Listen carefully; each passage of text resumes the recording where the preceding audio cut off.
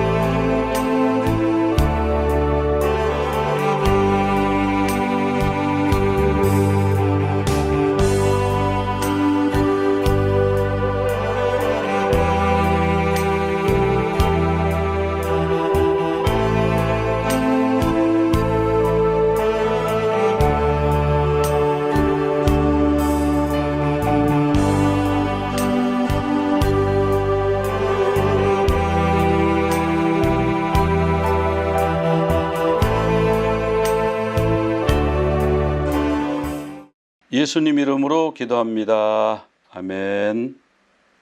이 시간 성찬식과 봉헌을 거행하겠습니다. 그들이 먹을 때 예수께서 떡을 가지사 축복하시고 떼어 제자들에게 주시며 이르시되 받아서 먹으라 이것은 내 몸이니라 하시고 또 잔을 가지사 감사하기도 하시고 그들에게 주시며 이르시되 너희가 다 이것을 마시라 이것은 죄 사함을 얻게 하려고 많은 사람을 위하여 흘리는 바 나의 피 곧 언약의 피니라. 그러나 너에게로 이르노니 내가 포도나무에서 난 것을 이제부터 내 아버지의 나라에서 새 것으로 너희와 함께 마시는 날까지 마시지 아니하리라 하시니라. 아멘.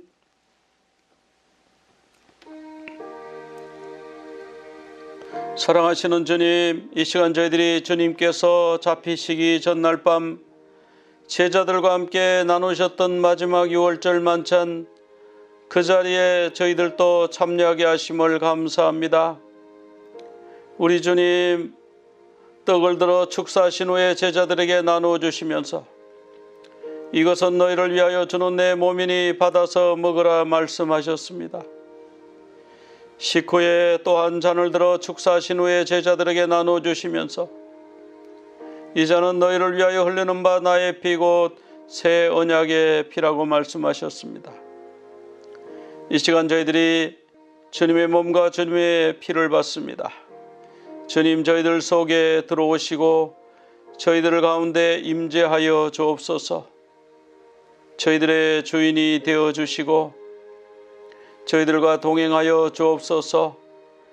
저희들은 주님의 백성, 주님의 신부로 항상 준비되기를 원합니다. 우리 주님 역사하여 주옵소서. 예수님 이름으로 기도드리옵나이다. 아멘.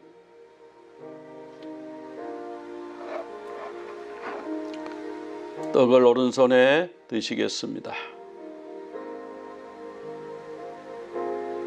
바루가타 아도나이 엘로헤이노 멜렉 하올람 하모찔레헴 민 하렛. 이 땅에 생명의 떡으로 오셔서 우리를 구원하시기 위해 모든 것을 아낌없이 내어주신 우리 구주 예수님을 송축합니다. 아멘. 떡을 드시겠습니다.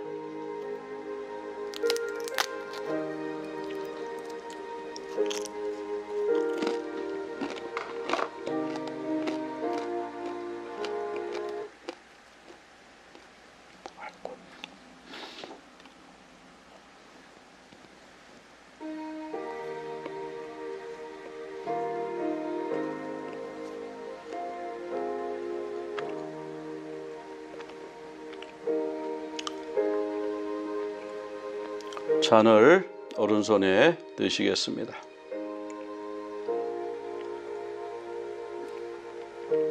바루가타 아도나이 엘로헤이노 멜렉 하울람 보레프리 하가펜. 우리 위해 십자가에 못 박히시고 머리에는 가시관 쓰시고 온 몸에는 채찍에 맞으시며 옆구리는 창에 찔려 물과 피를 쏟으심으로 우리의 모든 죄를 도말하여 주신 우리 구주 예수님을 송축합니다. 아멘. 잔을 드시겠습니다.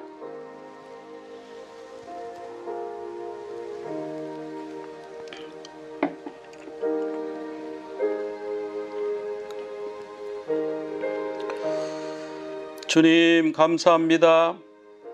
이 시간 저희들이 주님의 몸과 주님의 피에 참여했습니다. 주님, 저희들 속에 들어오셔서 저희들을 치유하여 주옵소서. 영과 혼과 육을 치유하여 주옵소서. 모든 질병을 치유하시며 모든 악한 것을 내어 쫓으시며 모든 부정한 것을 정결케 하여 주옵소서. 주님, 저희들이 주인이 아니라 주님이 우리의 주인이신 것을 항상 기억하며 살게 하소서. 주님 다시 오심을 저희들이 가슴에 품고 주님을 기다리며 준비하는 저희들 되게 하여 주옵소서. 저희들에게 권능을 주시사 주의 사역을 감당할 능력과 힘을 주옵소서. 세상을 이길 능력을 허락하여 주옵소서. 주님 앞에 끝까지 충성하며 주님 바라보며 달려나가는 저희들, 좌로도 우로도 치우치지 아니하고 주님만 바라보는 신앙을 저희들에게 부어 주시옵소서. 감사드리오며 예수 그리스도 이름으로 기도드리옵나이다. 아멘.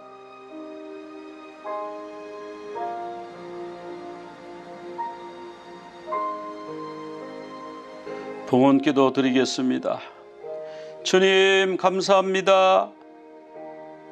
저희들을 영원한 죄악 형벌에서 구원하여 주시옵시고 주님의 백성 삼아주심을 감사합니다. 저희들을 구원하여 주실 뿐만 아니라 저희들에게 필요한 모든 것을 공급하시는 주님께 감사와 찬양을 올려드립니다. 저희들은 빈손 들고 이 땅에 왔습니다.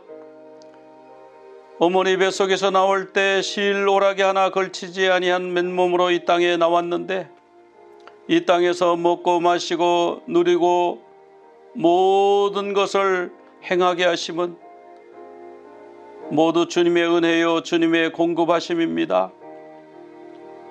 주님의 것으로 주님께 충성하는 선한 청지기가 되게 하여 주옵소서.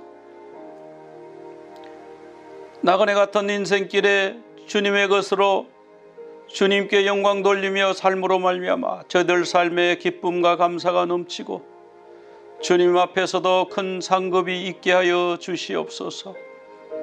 이 시간 주님께서 주신 많은 물질들 중에 지극히 적은 일부를 구별하여 주님 앞에 예물로 드리나이다. 주님 기뻐 받으시고 누르고 흔들어 넘치도록 부어 주시옵소서. 주님, 저희들에게 있어야 할 것 주님 풍성하게 넘치게 하여 주옵시고, 우리에게 없어야 할 것은 주님 깨끗하게 제하여 주시고 정결케 하여 주옵소서. 주님, 저희들의 개인과 가정과 교회와 일터를 축복하여 주시고 성령으로 기름 부어 주시고 항상 임재하시고 인도하여 주옵소서. 감사하며 예수 그리스도 이름으로 기도드리옵나이다. 아멘.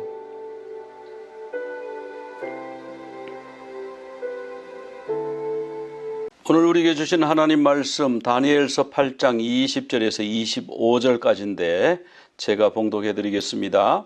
네가 본 바 두 뿔 가진 숫양은 곧 메대와 바사 왕들이요, 털이 많은 숫염소는 곧 헬라 왕이요, 그의 두 눈 사이에 있는 큰 뿔은 곧 그 첫째 왕이요, 이 뿔이 꺾이고 그 대신에 네 뿔이 났은즉 그 나라 가운데에서 네 나라가 일어나되 그의 권세만 못하리라.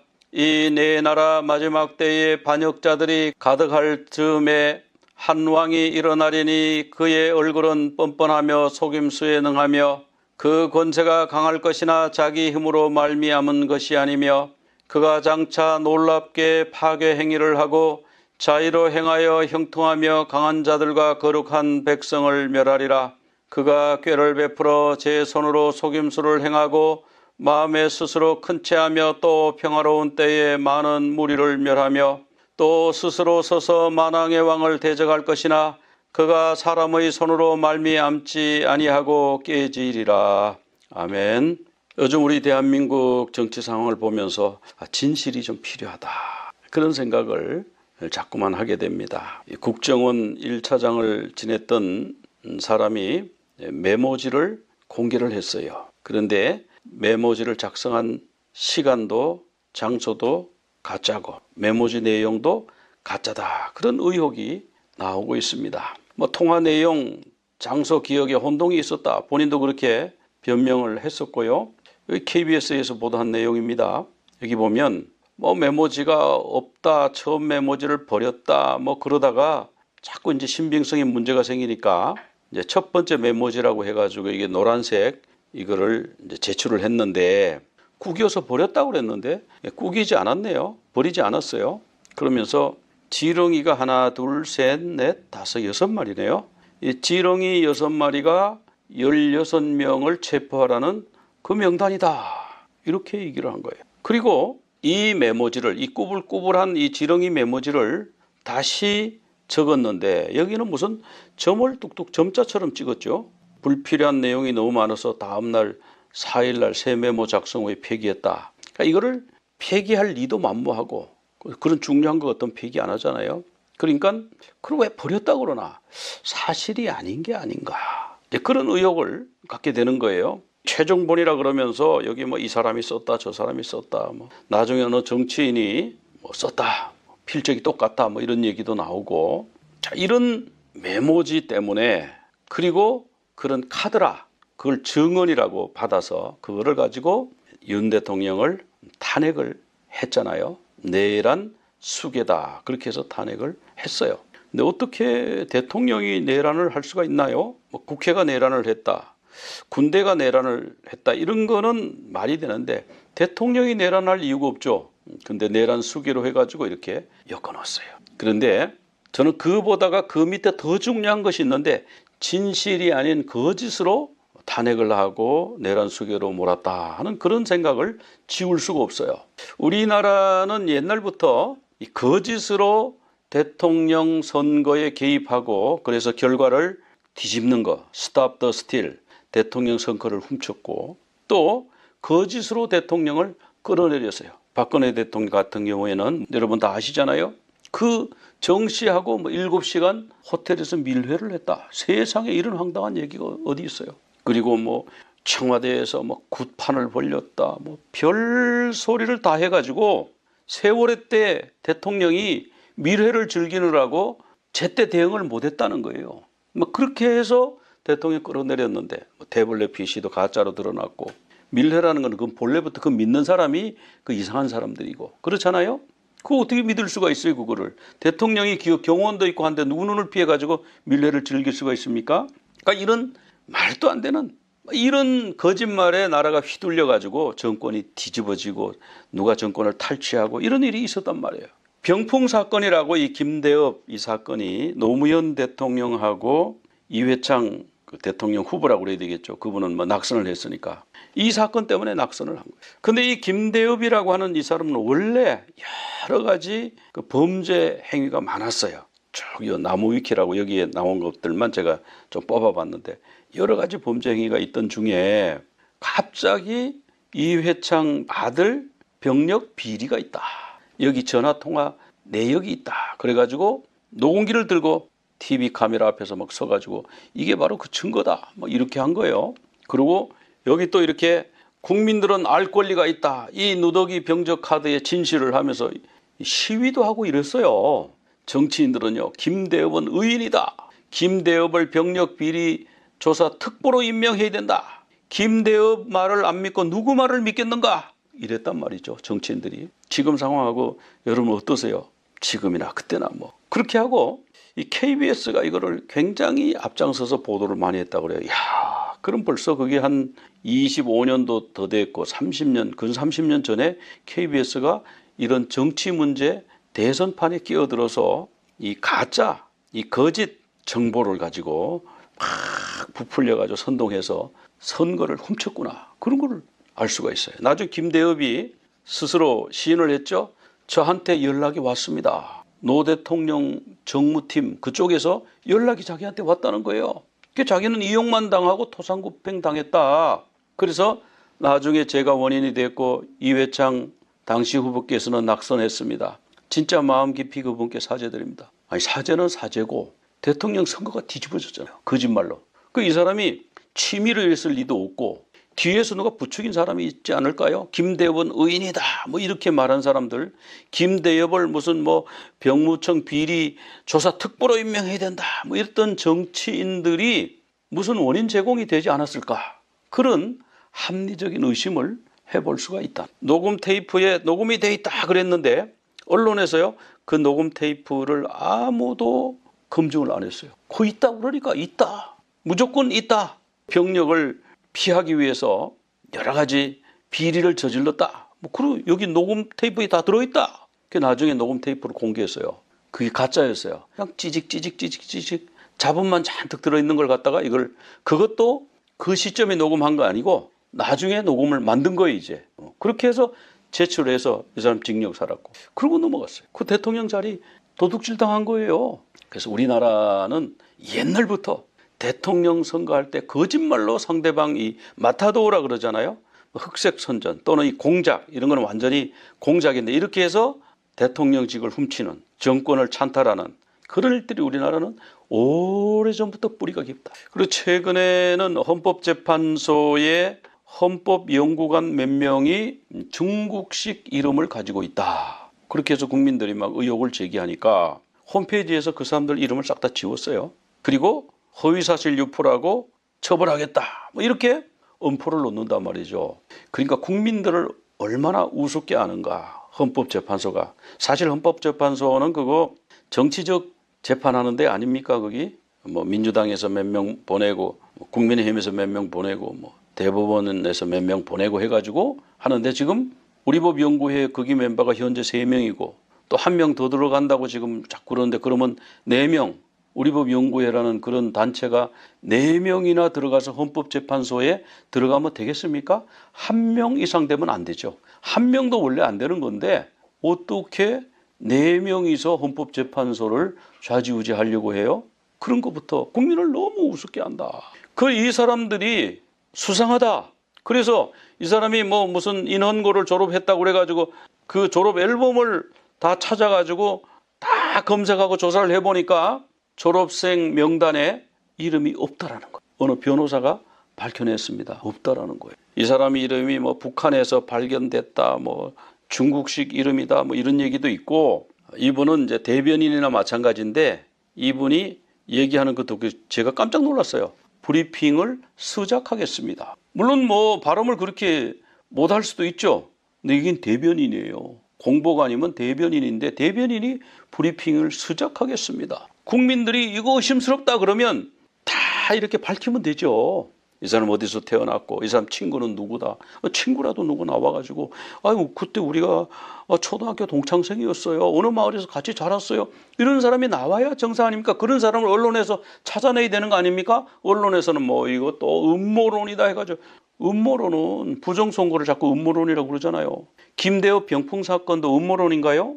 홍장원 국정원 전 차장 그분 꾸불꾸불한 지렁이 6마리 그거 음모론인가요? 사실이잖아요. 언론에서 지금 뭐 하는 거예요? 그래서 우리나라가 거짓의 영, 그 사탄이 거짓의 영이잖아요. 속이는 자. 이 속이는 역사가 우리 대한민국에서 떠나가야 될 줄로 믿습니다. 나사렛 예수 이름으로 이 속이는 영이 묶임을 받고 대한민국에서 떠나가야 대한민국이 바로 설 줄 믿습니다. 그러니까 교회는 이걸 위해서 기도해야 돼요.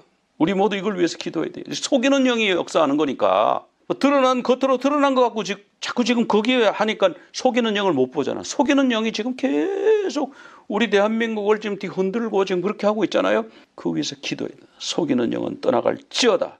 기도해야 될 줄로 믿습니다. 하나님 말씀 살펴보겠습니다. 우리가 다니엘서 7장 살펴보면서 바다에서 바람이 샥 부니까 날개 달린 사자가 샥 올라왔어요. 바벨론. 전쟁을 통해서 바벨론이라는 나라가 제국이 됐죠. 그 다음에 바람이 샥 부니까 바다에서 곰이 올라왔는데 한쪽이 이렇게 들렸어요. 입에는 갈빗대 셋을 물었어요. 한쪽이 들린 이 곰은 메데바사고요. 그 다음에 바람이 또 샥 부니까 표범이 착 올라오는데 이 표범은 또 희한하게 생겼어요. 머리가 4개, 날개가 4개. 이런 표범이 올라왔단 말이에요. 이건 뭐죠? 이거는 헬라. 헬라가 무척 빠르고 나중에 4나라로 쪼개졌죠. 그래서 머리 4 달린 표범이에요. 그리고 표범은 빠른 데다가 새의 날개까지 있으니까 발이 땅에 닿지 않았다. 오늘 8장 말씀에 보면 그렇게 나오죠. 그 다음에 4번째로 바람이 샥 부니까 바다에서 뭐라고 형언할 수가 없는 무시무시한 짐승이 올라오는데 뿔이 10개가 있더라. 그리고 이빨이 쇠로 돼 있어서 뭐든지 물면 다 끊고 부시더라. 가만히 이렇게 보고 있으니까 그 10뿔 중에서 하나의 뿔이 샥 올라오더니 자기 앞에 있는 새 뿔을 싹 뽑아버린 거예요. 그리고는 그 뿔을 보니까 사람의 눈이 있고 큰 말을 하는 입이 있더라. 그런 환상을 보여주셨어요. 그럼 이 10뿔은 누구며 이 작은 뿔은 누구냐? 이거를 놓고 많은 사람들이 여러 가지로 이제 해석을 하고 있죠. 8장에 보면은 다시 환상이 나타났는데 벨사살 왕 제3년에 환상을 다시 받은 거예요. 7장 환상은 벨사살 원년에 받았고 장소는 어디서 받았는 거 보니까 수산성이라고 그랬는데 수산궁, 지금으로 말하면은 이란 서부에 있는 해안에서 가까운 거예요. 근데 거기에 수산궁이 있고 수산궁에서 조금 떨어진 을레강변, 영어로는 울라이라고 하는 강변이 있는데 그 강변에서 환상을 봤다. 이런 환상을 본 겁니다. 수양이 있었는데 수양은 뿔이 있지 않습니까? 뿔이 있는데 한 뿔이 다른 뿔보다 길더라. 나중에 천사가 이걸 해석해 주기를 수양은 메데바사다. 메데바사는 한 뿔이 더 길죠. 처음에는 메데가 길었어요. 바사가 좀 작았어요. 나중에는 이 뿔이 점점 커져가지고 나중에 난 뿔이 더 커지더라. 바사가 나중에 더 강해졌어요. 그래서 이 수량은 메데바사다. 그렇게 이제 천사가 또 가브리엘 천사가 설명을 해줬고요. 서쪽에서 수렴소 하나가 막 달려오는 거예요. 발이 땅에 닿지 않는다. 얼마나 빨리 다니면은 발이 땅에 닿지 않는다 그러겠어요. 막 다니다가 수량을 보더니 갑자기 수량을 향해서 달려들어가지고 그 수량을 쳐서 두 뿔을 꺾고 쓰러뜨렸어요. 엎드러졌는데 아무도 그 수량을 구원해 줄 자가 없더라. 그러니까 수디움서가 그렇게 세더라는 거예요. 스스로 점점 힘이 강대해지더니 제일 강할 때, 전성기일 때, 강성할 때에 그 수디움서에게는 큰 뿔이 하나 있거든요. 이 눈 사이에 뿔이 하나 있는데 그 뿔이 다 꺾어지더라. 뿔이 꺾어지더니 또 뿔이 4개가 하늘 사방을 향해서 4개가 나더라. 그런데 그 뿔 중에서 또 작은 뿔 하나가 점점 커지더니 남쪽과, 이 남쪽은 이집트 쪽을 말하는 거죠. 동쪽과, 동쪽은 어디예요? 저 시리아 쪽을 말하는 거죠. 그리고 영화로운 땅을 향하여, 이 영화로운 땅은 예루살렘을 말하는 거예요. 예루살렘을 향해서 쫙 방향으로 커지더라. 그래서 커져가지고는 나중에 어떻게 되느냐? 군대의 주제 하나님을 대적하더라. 그리고 매일 드리는 제사 상번제, 성전에서 드리는 제사를 없애버리고 성소를 헐고 백성들을 박해하더라. 이렇게 나와요. 그래서 우리 수대왕의 뿔은 메데바사, 여기선 다리우스 3세죠. 수데움서 뿔은 마케도니아의 왕인데 특별히 알렉산더 대왕하고 디아도코이, 4명의 디아도코이가 나라를 쪼갰죠. 그 중에서 점점 커가지고 뭐 동쪽과 남쪽과 영화로운 땅 예루살렘을 향해서 뿔이 이렇게 자랐다고 하는 것은 안티오코스 4세죠. 에피파네스라고 하는 사람. 이게 이제 가우가멜라라고 하는 곳에서 전쟁이 붙었잖아요. 페르시아의 다리우스 3세하고 마게도니아의 알렉산더 대왕하고 둘이 전투가 붙었습니다. 페르시아가 원래 더 셌어요.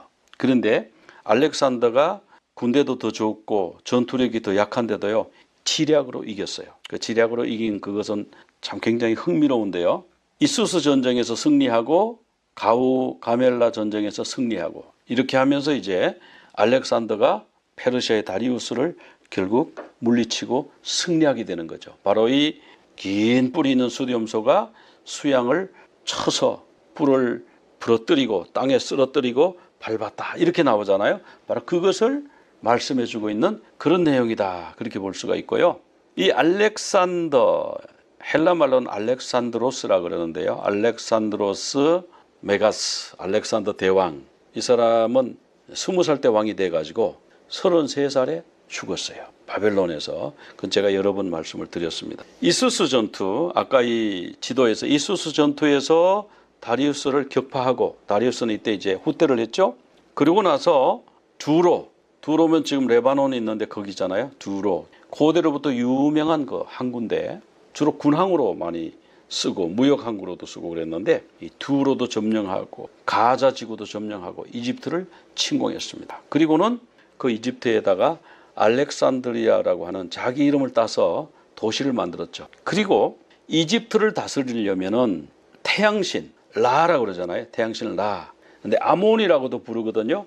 아몬 또는 라라 그러는데 태양신 아몬에게 가서 태양신 아들이라는 것을 인정을 받으면 이집트는 그냥 넘어오게 돼 있어요. 그래서 1000km나 된다고 합니다. 그 사막길을 신하들 몇 명하고 한 일주일 이상 8일 걸렸다는가?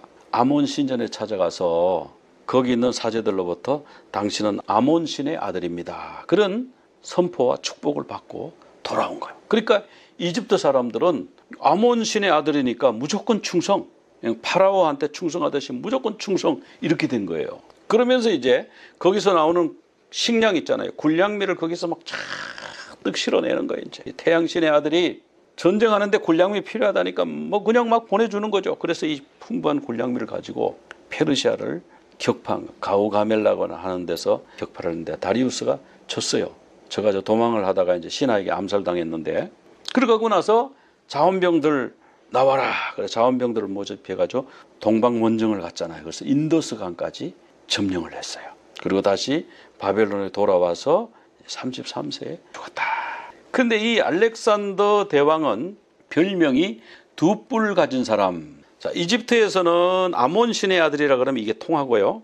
페르시아의 수호신이 양이에요. 수대양이에요. 그 수대양의 뿔을 가진 사람이다. 이러면 아, 저분은 수대양 신의 후예다. 이렇게 해가지고 다 순종하게 돼 있는 거야. 다 그냥 복종하게 돼 있는 거야. 그래서 뿔이 둘 달린 사람 이런 별명으로 그가 불리웠어요. 그래서 알렉산더 대왕을 기념하는 그 주화에 동전에 보면은 꼭 뿔이 나와요. 여기 뿔이 있죠? 여기도 뿔이 있잖아요. 뿔이 있고 두 뿔이 있습니다. 이쪽에도 뿔이 있고 이쪽에도.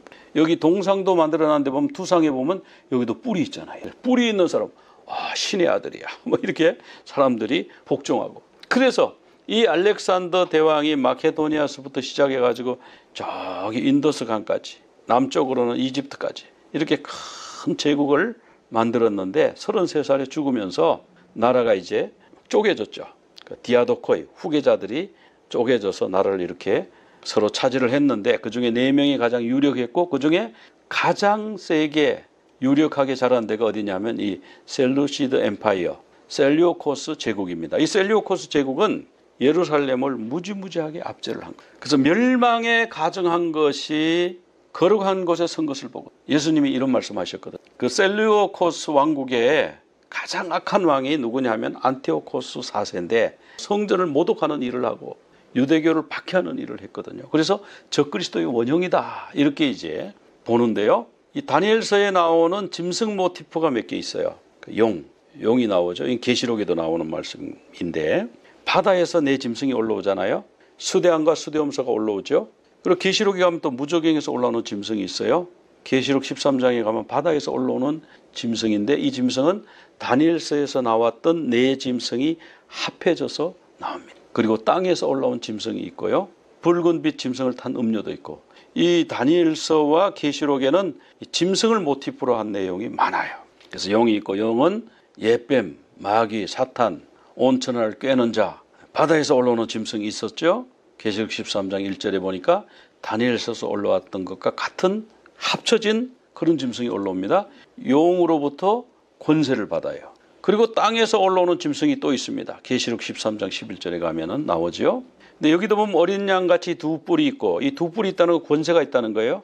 그러니까 어린 양 흉내를 내는 거 보면 이게 종교적인 지도자 아닌가. 두 뿔이 있다니까 권세가 있는 거예요. 알렉산더 대왕이 뿔을 갖고 백성들을 통치한 것처럼 용처럼 말을 하더라. 그럼 이거 언론하고 관계가 있나? 종교와 언론이 합쳐져서 나중에 땅에서 올라오는 짐승 노릇을 하는 게 아닌가 그렇게 보여집니다. 그리고 무저갱에서 올라오는 짐승이 있죠. 왜 올라와요? 두 증인과 전쟁하기 위해서 두 증인을 죽이려고 올라와요. 두 증인 교회가 박해를 받게 된다. 그런 이제 말씀을 해주고 있죠. 안티오코스 에피파네스가 바로 적그리스도의 모형인데요. 그 적그리스도가 어떤 모습일까 하는 것을 가브리엘 천사가 해석을 해줘요. 헬라 왕 중에서 큰 뿔이 꺾이고 나서 네 뿔이 나고 그 네 뿔 중에서 또 하나의 뿔이 하나 나는데 그 뿔은 언제 나타나느냐? 반역자가 가득할 때에 그런 왕이 일어난다 그럽니다. 이 반역자 성경에 보면은 배교하는 일이 먼저 있다 그러죠. 교회 안에 배교하는 자들이 먼저 일어나고 그리고 적그리스도가 나온다 그런 거예요. 그리고 나서 안티오코스 에피파네스가 나타난 것처럼 교회가 배교하고 나서 적그리스도가 나타난다. 예수님도 그렇게 말씀하셨거든요. 그런데 이 안티오코스 에피파네스는 옛날 사람 아닙니까? 그렇죠. 옛날 사람이죠. 근데 예수님이 멸망에 가정한 것이 거룩한 것에 선 것을 보거든 미래형으로 말씀하셨거든요. 미래에 그런 일이 또 있을 것이다. 안티오코스 에피파네스보다 더 악한 왕 적그리스도 그런 통치자가 올 것이다. 그렇게 알려주신 거예요. 그 적그리스도는 어떠냐? 얼굴이 뻔뻔하다. 거짓말을 잘하고 책략을 잘 쓴다. 여기 뭐 녹취록이 있습니다. 여기 메모 있습니다. 뭐 이런 거 책략이죠. 그럼 언론이 그런 걸 분석하고 밝힐 생각은 안 하고 막 확대 보도, 더 동조하고 더 선동하고 괴율 이런 게 괴율이에요. 강한 권세로 마구 파괴하고 자기 뜻대로 하고 거룩한 백성을 멸할 것이다. 속임수를 행하고 자신을 높이고 자기가 만왕의 왕 하나님이라고 하나님을 대적할 거다. 자기를 하나님이라 그러면서 신의 현년이라 그러면서 하나님을 대적할 거다. 그러나 그는 사람 손에 죽지 않고 초자연적인 하나님의 징계로 올 것이다. 실제로 안티오코스 에피파네스가 그렇게 죽었어요. 자, 이 안티오코스 에피파네스 때 만든 동전인데요. 자, 왕이 되면 자기가 동전을 만들어요. 그래서 쫙 국민들이 그 동전을 쓰게 하는데 거기에 중요한 걸 넣죠. 전면에는 자기 얼굴을 넣고 후면에는 뭔가 굉장히 신성한 그런 내용을 넣잖아요. 자기가 신이라든지 뭐 무슨 왕이라든지 이름을 넣을 거 아니에요. 근데 이 안티오코스 에피파네스는 동전 뒤에다가 왕 안티오코스 신의 현현, 신의 형상, 승리를 전하는 자, 이렇게 새겨놓았어요. 뒤에 여기 앉아있는 이 사람 모양 있죠? 이건 제우스 신이라고 그러더라고요. 앞에는 안티오코스 4세 얼굴이고 뒷면에는 제우스 신이, 그러니까 제우스 신의 아들이다 뭐 이런 정도의 표현이에요. 그 제우스 신이 현현이 돼서 나타났고, 그리고 승리의 여신, 그 나이키 있잖아요. 나이키 승리의 여신이 승리를 하게 해준다. 그 소식을 전한 자다. 뭐 이런 식으로 한 거예요. 그렇게 해서 하나님을 신성모독하는 일을 했죠. 그래서 성소를 더럽혔다. 하나님의 성전에 제우스 신상을 세우고 번제단에도 제우스 신상 갖다 놓고 돼지를 잡아가지고 제사를 지내고 피를 성전에 뿌리고 유대인들을 닥치는 대로 죽이고 토라책 모세오경 기록된 거, 하나님 말씀 기록된 거 가져와서 다 불태우고 찢어버리고 할례를 했다고 잡아가지고 부모하고 애기하고 같이 죽이고 뭐 엄청난 그런 탄압을 했습니다. 안식일도 못 지키게 하고. 자, 이렇게 해서 마카비 혁명이 일어났잖아요. 성경에 보면 2300주야 얘기가 나와요. 2300주야가 또 뭐지? 근데 2300주야까지 성전을 짓밟는다는 거예요. 성소를 2300주야가 지나면 그때의 성소가 정결하게 된다. 그 사람들이 이게 뭔가 굉장히 애를 쓰고 그러는데, 이 2300주야라고 하는 거는요, 두 가지로 해석할 수가 있어요. 주야가 밤낮이라고 안 돼 있고 원어에 보면은 이브닝 앤 모닝이에요. 에레브 보케르에 됐거든요. 에레브가 저녁이라는 뜻이고 보케르가 아침이라는 뜻이에요. 창세기도 보면 저녁이 되며 아침이 되니 이렇게 말씀하셨잖아요. 유대인들은 저녁이 하루의 시작이에요. 저녁에 해가 지면 하루가 시작되는 거예요. 그래서 저녁이 되고 아침이 되며 뭐 이렇게 말씀하잖아요. 근데 이걸 이제 우리는 그런 개념이 없으니까 주야 이렇게 번역을 했는데 2300주야. 그래서 어떤 분은 2300일 동안, 그 주야는 하루니까 2300일 동안 이 안티오코스가 통치하면서 박해를 할 것이다. 그리고 나서 마카비 혁명이 일어나 가지고 2300일 지나자 성전이 정결케 되고 회복됐다. 이렇게 해석하기도 하고요. 2300주야 동안에, 그 정해진 기간 동안에 이 악한 왕이 적그리스도의 모형이 유대인을 박해할 것이다. 성도들을 박해할 것이다. 이제 그런 말씀이고요. 그런데 이런 일들은 언제 일어나느냐? 후일에 일어난다. 후일에. 다니엘서의 주제가 후일에 될 일을 알려주는 거잖아요. 왕의 신상의 꿈도 보면은 후일에 될 일을 알게 하셨습니다. 이렇게 했고, 오늘 다니엘서 8장에도 보면은 정한 때 끝에, 진노하시는 때가 마친 후에 정한 때 끝에, 또 다니엘서 10장에 가면은 마지막 날에 이런 말씀이 나와요. 마지막 날에 후일에가 같은 단어인데요. 베아하릿 하야밈, 마지막 날에 이런 뜻입니다. 마지막 때에 예수님 오시기 직전에 일어날 일을 알려주는 말씀이다. 바로 그런 말씀이에요.